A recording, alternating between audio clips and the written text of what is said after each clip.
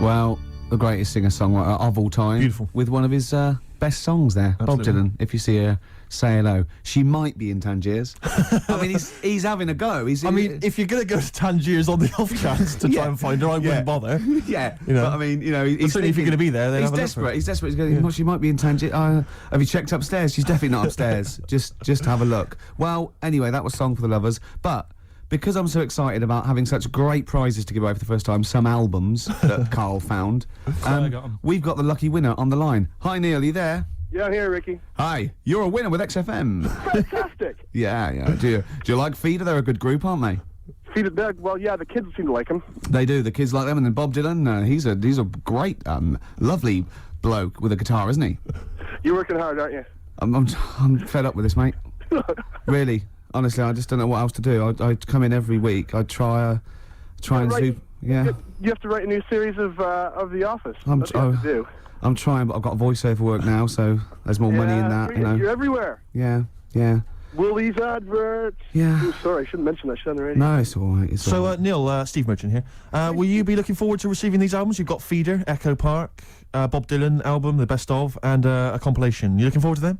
Oh, absolutely. You know, I mean, it's going to really lift my Christmas haul. I'm not going to get to go home this year, so that's going to make up for it, I'm sure. Neil, what of those three? Which one will you be putting on first? I think Feeder, Echo Park, because the kids seem to like it. Okay. Excellent. Thanks very much. What will you be doing for the rest of the weekend? Are you going to be chilling out? I'm chilling, man. I'm freezing. I'm playing golf right now. That's madness. It's very cold out here. What's your handicap? What's my handicap? My short game's terrible, but... Right, yeah. You're going to be watching the National Comedy Awards this evening. I hear that The Office is nominated. You guys are the shoe-in. Sorry? You're a shoe-in. It's yours. Thank you. I don't know what a shoe-in is, but I'd like to go to one. I think it means like foot in the door. Lovely. Yeah, not foot in the door. It's like it's yours. Your name's already on it. Oh, really? Wow. I would think so, yeah. Well, why would Ross stop around? I don't think he makes the decisions. Neil, thanks very much for calling. Those prizes are going to be winging their way to you. We're just like real DJs, aren't we, Neil? Just say we're just like real DJs and we'll leave you alone. You guys are just like real DJs. Enjoy your game. Cheers, bye. Step on my old size 9 Stereophonics. Absolutely. Well, talking to Neil, it all brought it home. You know, maybe I should give it a little bit back. Yeah, you've had a good year. I'm hanging out with Jonathan Ross. Exactly. I'm doing ads, right? But I care. I'm still in touch. You know what I mean? I'm still down with it, right? Yeah.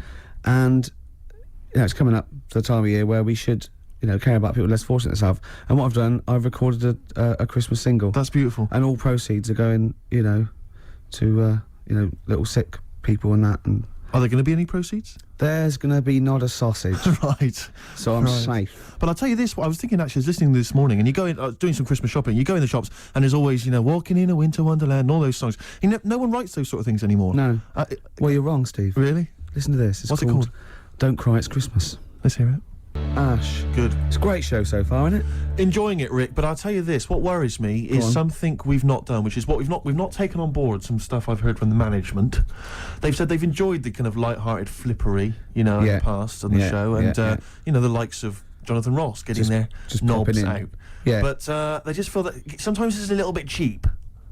Rick, a little bit crass, and they just want us to perhaps be a little bit more highbrow at times, a little bit more thoughtful. Because I mean, well, you're a smart guy. I am, yeah. Well, I've proved that with Clugs having 4 noses at Stephen's Tower. Can I ask you, Rick, about politics? What do you want to know? What do you want to know? Because I'm a political person. I thought as much. Go on. What on the politics? What do you make of who to vote for?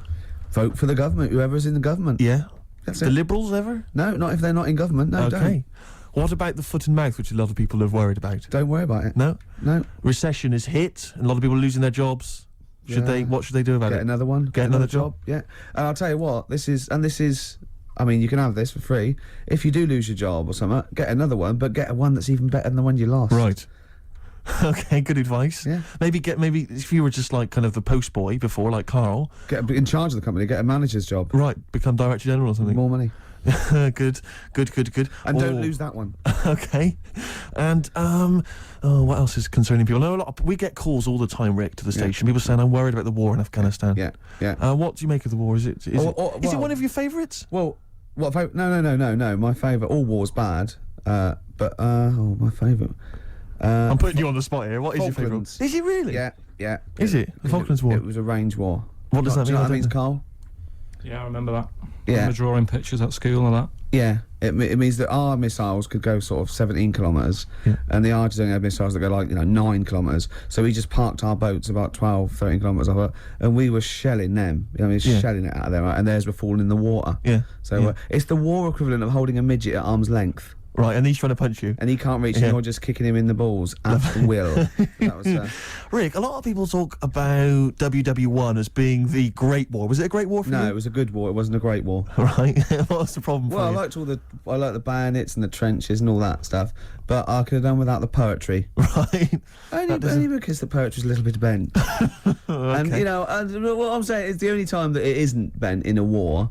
But there's beautiful. But there's one now I remember. He goes, "We are the dead. Once we lived, felt dawn on our face, but now we lie in Flanders fields." Be honest, if you'd have had a gun in your hand instead of a pen, you might be alive today. Would be dead, and the war would have been over by Christmas. Absolutely. Yeah. High five. Yeah. Oh, so that's losers. Politics, Carl. Any other questions, Politics Carl? You want and, solve any high economics? I've done economics. Because yes, the economical. Anything else? I just think you should look after yourself. You know what I mean? Carl, I've just got something to say to you. Hip hop, hooray! Hey. Let's play my hip hop track. Whoa! Hey!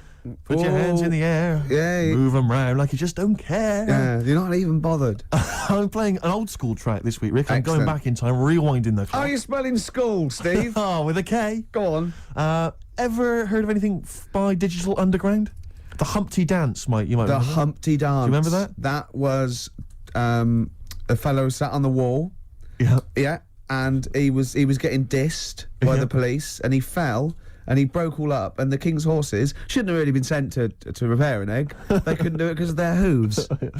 Anyway, Digital Underground, for those that don't remember, was an Oakland group led by Shock G and Chopmaster J. Go on. But of course, most famous now for the fact that they featured Tupac Shakur. Love him. Where he first began. You'll hear him on this track. It's called, which one have I chosen here? I think it's called The Same Song. Have a listen. Ross was slagging off the hip-hop feature, wasn't he, when he came in earlier? And how can you not like that? Digital Underground... Same song. I think he was scared of it, Steve. I think he was intimidated understand it. by your youth. Well, he's scared of the youth. He's scared of the fact that I'm down with it, the homers and the bitches and the hoes. Yeah. Because he's not with that, you know? He looks dapper. If they saw him in the street walking down like a ponce, they'd just laugh and jeer, but probably rhythmically. Yeah. You know, and he couldn't come back at anything. And you'd be high-fiving and Oh, everything. they'd be loving you. me. I think he was intimidated by your style. I think he's jealous of you, to be honest. Do you know, I think what he's probably most jealous of is the looks. Yeah, I think Do you know what I mean? Yeah. I got the new haircut because we might be on the telly later. He didn't mention that, did he? Did he? Well, he's never seen the old one. You've kept him from me.